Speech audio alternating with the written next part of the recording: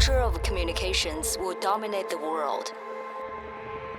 By early 2020, China's tech giant Huawei is poised to deploy most of the world's 5G infrastructure.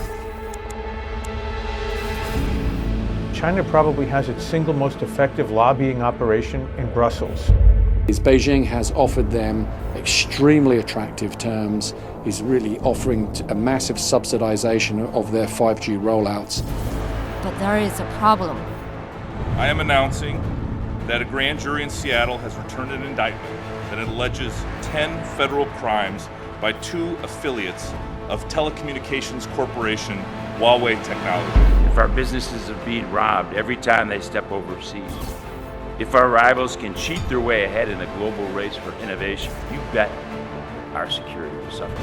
I've been blessed with the American dream. My life's work has been focused on creating innovative companies by building high-performance teams and then empowering them to pursue opportunities and accomplish things they never imagined possible. China wants Huawei to dominate the world. They'll find a way to do it unless we are tough as could be. The United States has developed a comprehensive approach to address long-term threat to data privacy posed to the free world from authoritarian malign actors. It's called the Clean Network. Welcome to Zooming in China. I'm Simone Gao.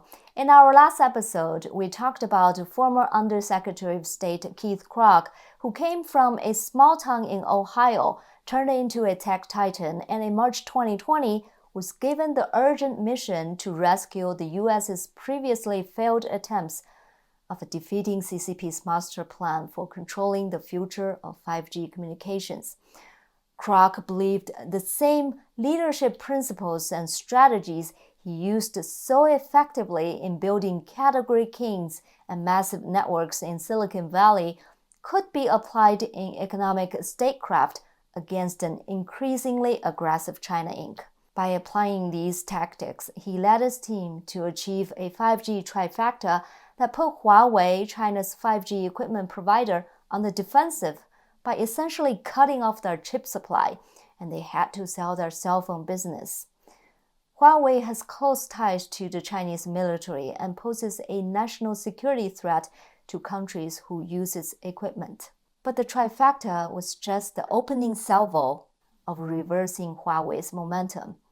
Their 5G deployment was still going strong. Before the trifecta was announced, Huawei had secured 91 5G contracts globally. Krach knew that the effort to stop Huawei had to go beyond the American efforts alone. In his Senate confirmation testimony, Krach outlined his clean network strategy to address the China challenge.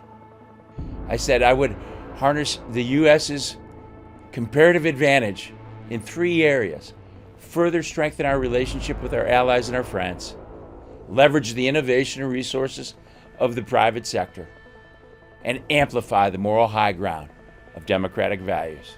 The Clean Network turned out to be the exact place where these strategies would be applied. Will the U.S. win the battle? Can the all-American dream beat China Inc. in the 21st century? And most importantly, will the Clean Network usher in a new economic order, not just between the United States and China, but for the entire world? Let's start this episode with a surprising announcement from the United Kingdom in January 2020. Now, the British Prime Minister Boris Johnson has decided that Chinese tech giant Huawei will be granted a limited role in building the UK's 5G mobile network.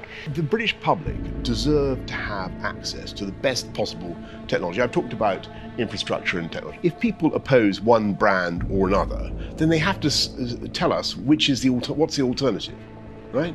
On the other hand, let's be clear. I don't want, as the UK Prime Minister, to put in any infrastructure that is going to prejudice our national security or our ability to cooperate with Five Eyes intelligence. Britain did have some precautionary measures to address the security issues. For example, The UK's National Cybersecurity Centre, NCSC, put in place a Huawei Cybersecurity Evaluation Center, which published the annual reports for Huawei. In 2020, after reviewing the company's source code, the Oversight Board concluded that it could only provide limited assurance that all risks to UK national security from Huawei's involvement in the UK's critical networks can be sufficiently mitigated long-term. Boris Johnson went ahead with allowing Huawei into the UK despite this report. America was not impressed. We just don't believe that utilizing the assets, the technology of Huawei is consistent with the security or privacy interests of the UK, of the United States, and it remains a real issue between our two countries. Secretary Pompeo visited his counterpart in London. A bipartisan group of U.S. senators urged Parliament to reconsider the decision. America's export control put extra pressure on the Johnson administration. Why did the UK turn its backs on America's warning? Some observers pointed out that China's investment in two major projects in the UK played a heavy role. Specifically, China General Nuclear Power Group was involved in constructing several nuclear plants for the UK, and China Railway Construction Corp was funding a high-speed rail link in the country, a key initiative for the Johnson government. Another big reason was that in Europe, the telecom industry's lobbying for Huawei was very strong. I had an interview with Ruvada Network's CEO Declan Ganley about that situation. The carrier lobbies in each of these countries have done all of the lobbying with not an awful lot of need for help from Beijing. And the reason that they're doing that lobbying is Beijing has offered them extremely attractive terms, is really offering a massive subsidization of their 5G rollouts. And these carriers who are trying to maintain the market, the margin between what they retail a gigabyte of information, of data for, and the cost that it costs to produce it, while they want to maintain this retail business model, they need these Chinese subsidies. And so they are addicted. Geopolitical expert John Sidelides echoed Ganley's opinion. China probably has its single most effective lobbying operation in Brussels than anywhere else in the world. They have deployed thousands of business people and everyday citizens who are operating in Brussels to be able to lobby European Union bureaucracies, bureaucrats, nationals from different EU countries in an effort to expand Huawei into European markets and also the Belt Road Initiative. Because of the European telcos' strong inclination to use Huawei, it turned out that even before their governments made any decisions on the Chinese company, the telcos had started deploying 5G with Huawei equipment.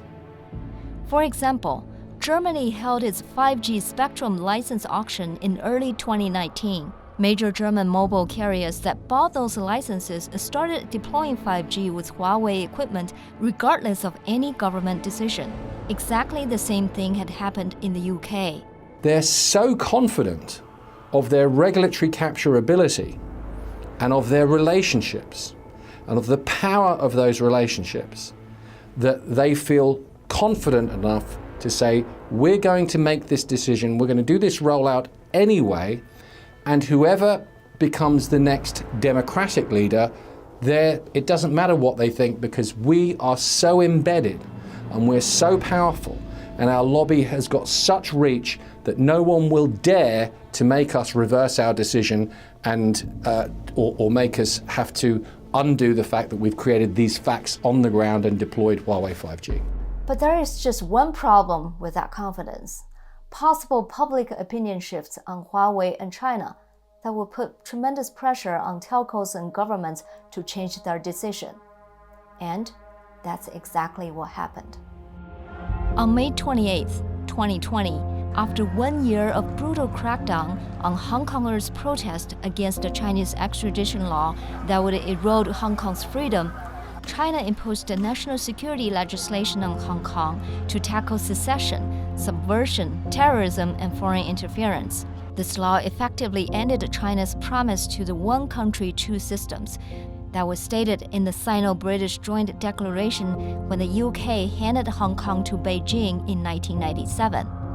The next day, President Donald Trump announced this. China's latest incursion, along with other recent developments that degraded the territory's freedoms, makes clear that Hong Kong is no longer sufficiently autonomous to warrant the special treatment that we have afforded the territory since the handover.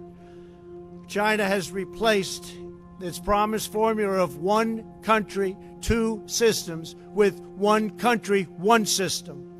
Therefore, I am directing my administration to begin the process of eliminating policy exemptions that give Hong Kong different and special treatment.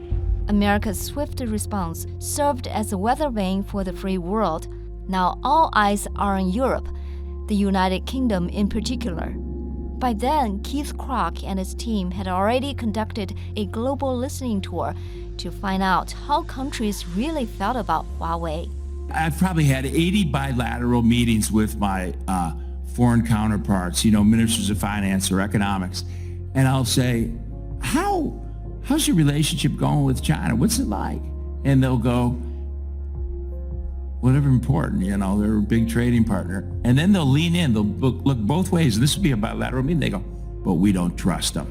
Governments fear China. Telcos are addicted to Chinese subsidies, but no one trusts China, according to Krach. His game plan? Hitting the target one by one and doing it at a lightning speed. Speed now is the #1 currency in business today. And you need momentum for that digital transformation. And the big, they no longer eat the small.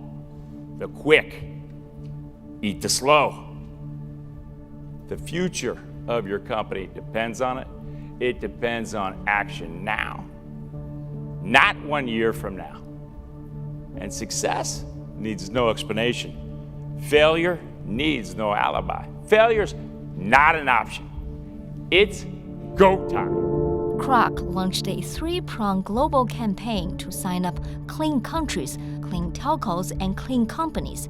In order to demonstrate early momentum in building the network, the team started by aligning with countries that already excluded Huawei while simultaneously approaching CEOs of the telecommunications giants. By the end of May, Poland, Australia, Denmark, Norway, New Zealand, Israel, Latvia, and Czech Republic were already members of the Clean Network. But there would be no turning of the tide if America's #1 ally was playing ball with Huawei. In June 2020, the political wind in Britain was changing fast after the national security law about Hong Kong was passed by China. London was really upset by the PRC's crackdown in Hong Kong and incredibly disturbed by its lack of transparency about the pandemic outbreak. And the British government was also facing, at that time, a political rebellion by the UK's ruling Conservative Party. And that was about, of course, the Chinese involvement in the country's 5G network. And the new export restrictions that we put on Huawei semiconductors under the 5G trifecta proved to be a catalyst for their reassessment. So right around this time, Beijing was starting to feel desperate.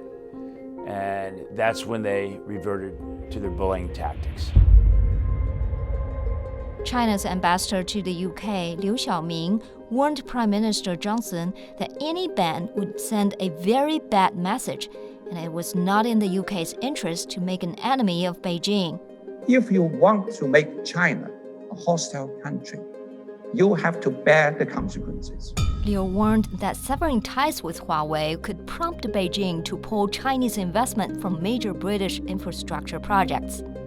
Secretary Pompeo responded by issuing a statement saying the United States stands with our allies and partners against the CCP's coercive bullying tactics.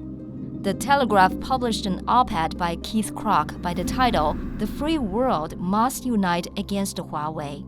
UK Foreign Secretary Dominic Raab recently remarked that it isn't just the devastation of COVID-19 that takes the shine off of China, but also the fact that the CCP doesn't live up to the deals that it makes. The crackdown on Hong Kong is a case in point. As the Foreign Secretary Rob said, it comes down to an issue of trust.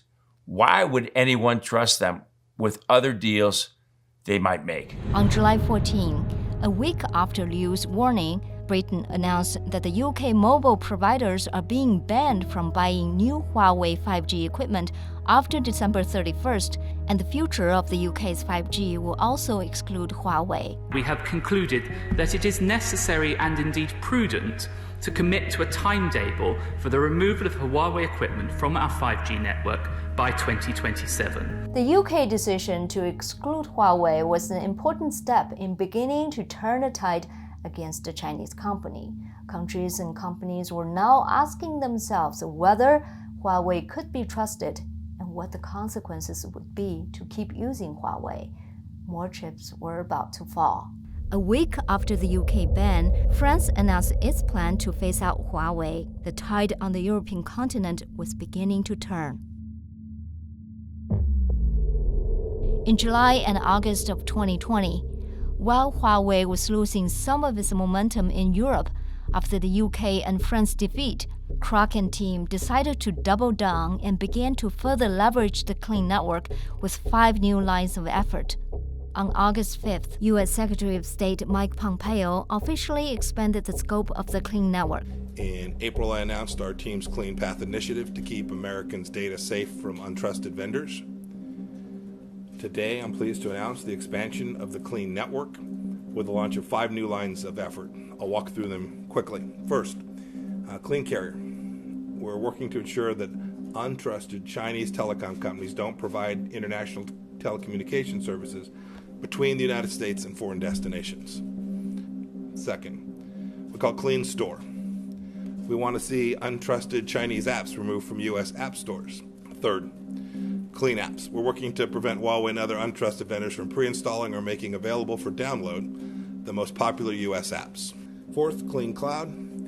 We're protecting Americans' most sensitive personal information and our businesses' most valuable intellectual property, including COVID vaccine research, from being accessed on cloud-based systems run by companies such as Alibaba, Baidu, China Mobile, China Telecom, and Tencent. Fifth and finally, Clean Cable. We're working to ensure that the CCP can't compromise information carried by the undersea cables that connect our country and others to the global internet. We call on all freedom-loving nations and companies to join the Clean Network.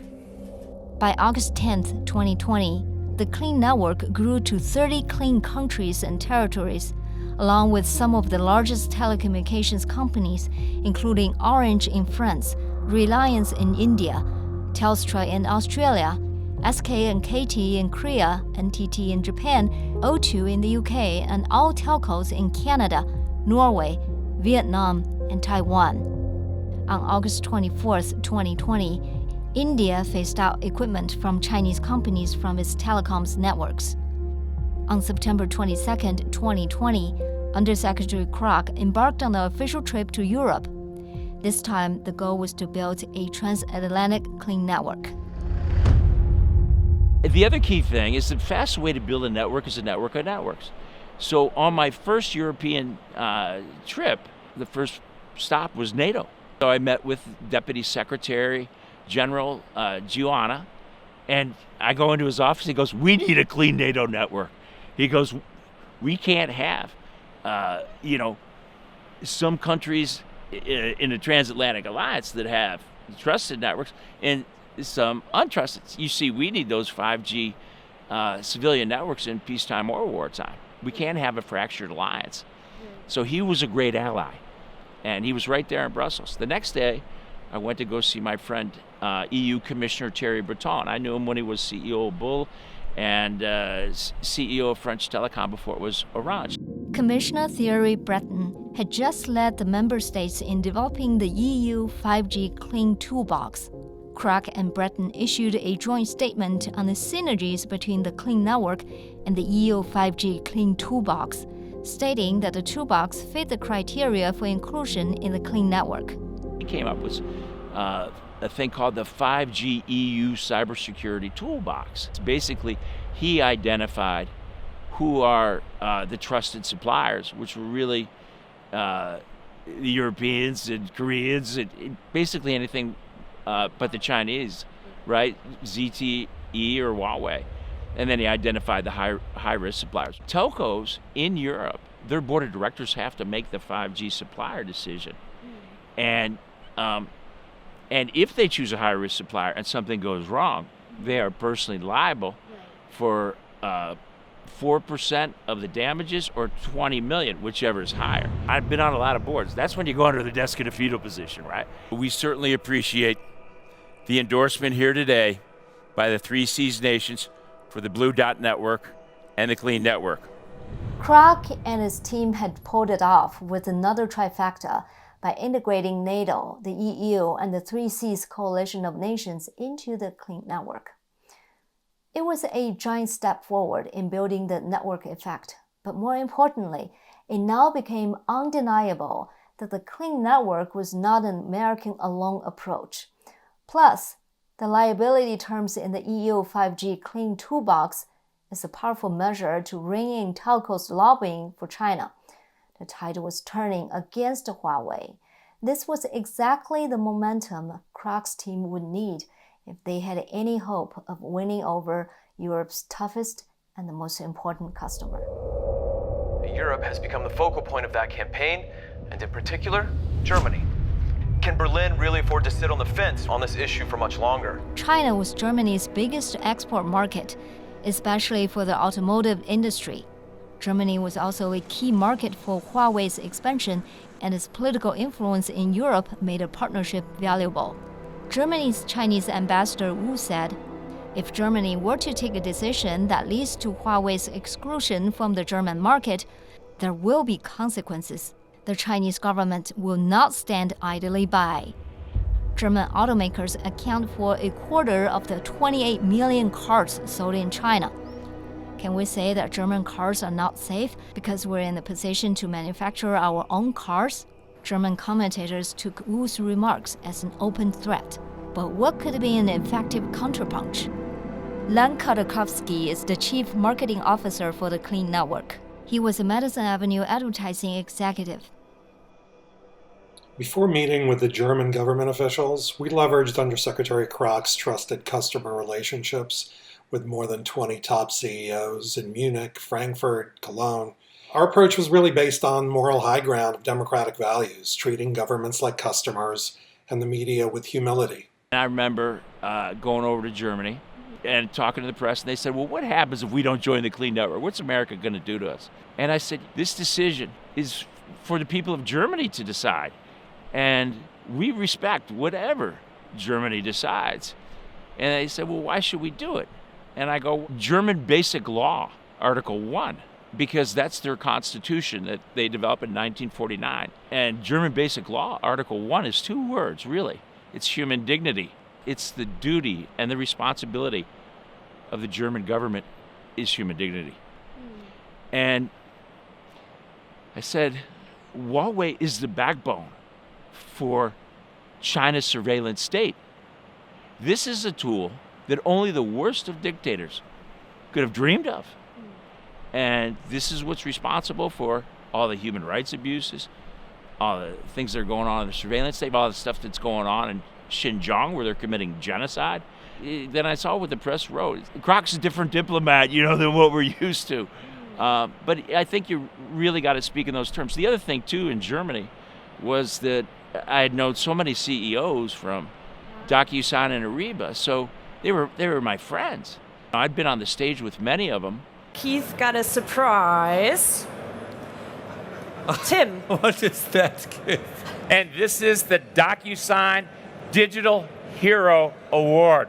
Come on. And by the way, it's no small award, as you can see, for being a role model partner of digital leadership, innovation, and trust. Tim Hodges, you have the trophy. You are a great, great role model partner. We can't thank you enough. Everything that you've done for DocuSign, Europe, Germany, and the world. Thank you very much. Guys.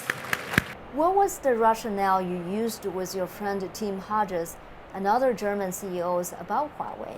One thing I'd always talk about, because I also have German roots, Germany sets the standard in terms of Data privacy, security, quality, reliability, precision. They set the standard of the world. If you're utilizing Huawei in your 5G system, you just drop that golden standard. So it was really more an approach like that. 4 days later, Germany prepared legislation that would effectively ban Huawei from its 5G network. A senior security official described Germany's strategy to Huawei as strangle it in red tape. Team USA had accomplished their German mission. The tide would turn faster now in Europe. But the team was tempting a dangerous fate. COVID cases were ramping up rapidly throughout Europe.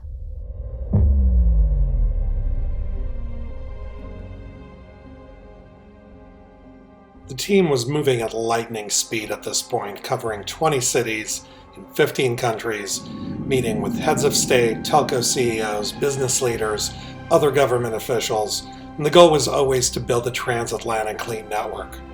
I'll never forget when we pulled off an unprecedented diplomatic feat. Undersecretary Krach signed a trifecta of clean network agreements with prime ministers of North Macedonia, Kosovo, Bulgaria, all in one day. We were on a roll. And then the next day, we were notified that the Prime Minister of Bulgaria came down with COVID. Keith immediately canceled our next stop in Saudi Arabia, telling us my #1 responsibility is your safety. He chartered a plane personally on the spot and got us back home, and thankfully nobody tested positive. The adoption of the Clean Network principles by the EU, NATO, 3Cs, and a growing number of European countries solidifies its credibility as a multinational initiative. The Clean Network had now become a Transatlantic Clean Network. Its membership consisted of 26 out of 27 EU nations, 27 out of 30 NATO members, 11 out of 12 3Cs countries, and 31 out of 37 OECD members. The success of the Clean Network turned into an effective security blanket against the CCP's retaliation. After additional visits to Egypt, Bahrain, and the United Arab Emirates, the Clean Network grew to 49 clean countries, more than 100 clean telcos. The tide had turned. They had taken the momentum away from Huawei. But Huawei was not giving up. They had planned a counteroffensive, and Team USA was heading into an ambush. Brazil, with a population of 211 million, is the largest country in South America.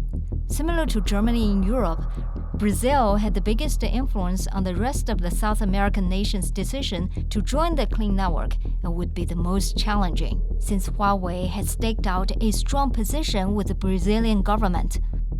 Krach decided to go straight to Sao Paulo to the CEOs of the telcos. By now, Krach was adept at convincing CEOs. However, there was just one big problem. As we were in the air flying down, we learned that Huawei had somehow convinced Brazilian telcos not to participate in our previously scheduled meetings. It was everywhere in the South American press, and it was going to be a PR nightmare for us. We needed a plan B, and fortunately, our Brazilian ambassador, Todd Chapman, already began implementing a plan B. He was the Undersecretary's former senior advisor, and he understood the approach of utilizing companies to make the case for trusted 5G. He already set up meetings to strategically get their support and endorsements for the Clean Network's value proposition, and once we got that, we could amplify it on Brazilian TV before meeting with government officials. Last night, I had a great dinner with 10 of the top Brazilian entrepreneurs. I also met with Fortune 500 companies that have big operations here from Germany, Japan, and the U.S. And, they said, look, we need these trusted networks to expand our operations. The entrepreneurs said, hey, we need this to protect our intellectual property. The top Brazilian entrepreneurs and Fortune 500 companies carried a lot of weight with the government. Also during his visit, Krach strengthened their hand by bringing in Japan, one of the Clean Network's most powerful and staunch supporters, to hold the first ever Japan-US-Brazil trilateral dialogue. Later that day, on November 10, 2020, Brazil became the 50th member of the Clean Network, also the first one in Latin America. Ecuador and Dominican Republic followed suit. By the time the baton was passed to the Biden administration, the Clean Network had reached 60 countries representing 2/3 of the world's GDP. It counted 200 telcos and industry-leading companies. Krach's team had proven that China Inc. is beatable, and in the process, exposed its biggest weakness, lack of trust. Remarkably, Huawei's vaunted 91 5G deals dwindled to less than a couple dozen outside of China. It had met all three of its objectives. And with this really demonstrated what we were after in our three original objectives. The first one, of course, and the urgent one, was to prove that China Inc. is beatable by defeating the CCP's master plan to dominate 5G. We also knew that that would open up the playing field to enable U.S. entrants as well as our allies. The second objective was to deliver an enduring model for competing with China Inc. The third objective and final objective was to use 5G as an initial beachhead and a head start on building an alliance of countries and companies that could be leveraged for all areas of technological and economic competition, like clean infrastructure and clean energy. Today, on the Eurasia landmass, China is building a more powerful network, a physical Belt and Road and a digital one. With the physical Belt and Road, the Chinese government loans money and sends Chinese companies to countries to help build their infrastructure. If the countries encountered problems with paying back the loans, their strategic ports and resources often would fall into the hands of the Chinese government. This strategy was later nicknamed debt for sovereignty. When I first heard about the One Belt, One Road initiative, I was on my DocuSign listening tour in China. And it sure looked like a military supply chain to me. And then when I was running U.S. economic diplomacy, I actually witnessed China's insatiable appetite for raw materials, hard currency, and jobs. And I could see how that resulted in the equivalent of an invasion that attacks developing nations by siphoning their natural resources, bleeding their financial resources, and devaluing their human resources. And, this is why in November 2019, at the Indo-Pacific Forum in Bangkok, I launched the Blue Dot Network with Australia and Japan. And what this provides is a unified and equitable alternative to what one Asian economic minister called the One Belt, One Way toll road to Beijing. And the good news is that the Blue Dot Network operates by the same set of trust principles as the Clean Network. And the Biden administration aptly renamed it B3W. And what that means is build back a better world. The digital Belt and Road, on the other hand, is to build digital infrastructure in Europe and around the world, particularly through 5G deployment. 5G is the next generation of cellular networks composed of switches and routers and possesses the ability to accommodate vast exchanges of data required to power the majority of economic, civil, and military activities. Whoever builds the underlying switching systems will control the information flow passing through the network. A CCP-controlled 5G network will have profound national security implications as well as economic consequences for the world. The physical and digital Belt and Road is a way for the CCP to build a China-centric network in which economic power is used as a tool of political coercion. To counter that, the synergy we achieved by combining the Clean Network and the Blue Dot Network with the same set of trust principles and also the same set of trust standards. We provided a winning, bipartisan formula to the Biden administration, a global brand that's well positioned to challenge the CCP in every critical economic realm. The Wall Street Journal called the Clean Network an undisputed success and perhaps the most enduring foreign policy legacy of the last 4 years. According to Bloomberg, Silicon Valley veteran Keith Krach harnessed the power of a network of nations to counter China, a notable change in tone after years in which the administration pursued a go-it-alone strategy, and further states the Clean Network's efforts to create a united economic front is to China what George Kennan's long telegram of 1946 was to the Soviet Union. 76 years ago, on February 22, 1946, George F. Kennan, an American diplomat who is considered to be the father of modern foreign policy, sent his famous 8,000-word-long telegram from the heart of Eurasia, Moscow, back to Washington.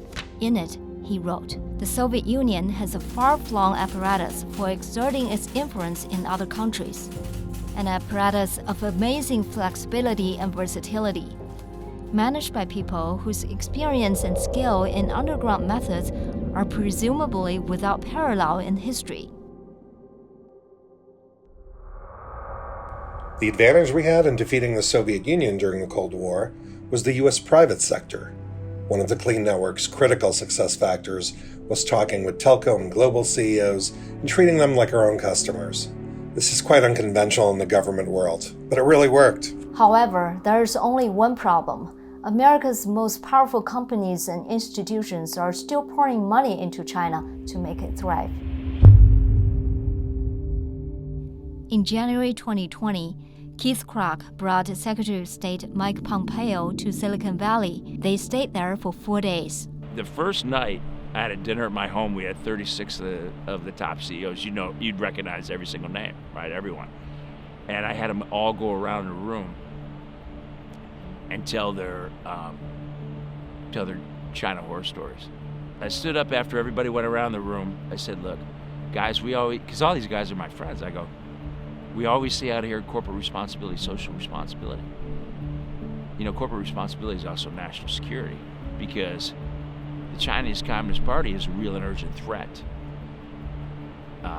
not just to our democracy, but to your businesses, because they don't want to just compete. They want to put you out of business. And they don't play by the rules." The world's kind of waking up. The Silicon Valley's coming along. The worst one is Wall Street. They're so conflicted. The advantage of a totalitarian regime lies in that it has unlimited power and financial resources to do things. So when China Inc., backed by the world's second-largest economy, put the entire country's strength behind efforts like the Digital Belt and Road Initiative, hardly any isolated entity could compete with them. During the pandemic, she really amped up China's Inc.'s practice of economic warcraft to build its military machine, erode our industrial base, and gain technological superiority. Unbeknownst, though, to most Americans, their investment accounts and pension funds are being used to finance Xi's grand plans. In addition, Chinese companies don't have to follow legitimate accounting rules like GAAP accounting. And for a guy who took 3 companies public, it's infuriating. But that's my personal issue. It's really about protecting the American investor and ensuring Chinese companies don't have the unfair advantage of not having to be transparent. And it's also about preserving the gold standard of the United States financial system. So in order to compete with China Inc., governments and companies need to draw a line in the sand on China Inc.'s abuse of the world's capital markets. We had a plan for this.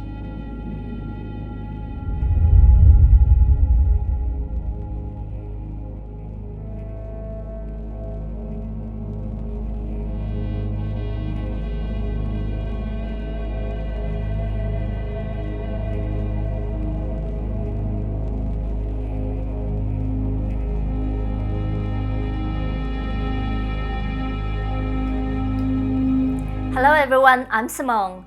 Thanks for watching our documentary movie. If you like our production, please consider signing up for our membership website, zoomingin.tv. As you know, YouTube is suppressing us. We cannot sustain a production like this with YouTube ads alone, so I need your support. Becoming a Zooming In member or donating to me is the best way to support our work. The membership is $5 a month or $50 a year. You can get benefits such as early or exclusive access to documentary movies like this. Again, thank you very much, and I'll see you next time.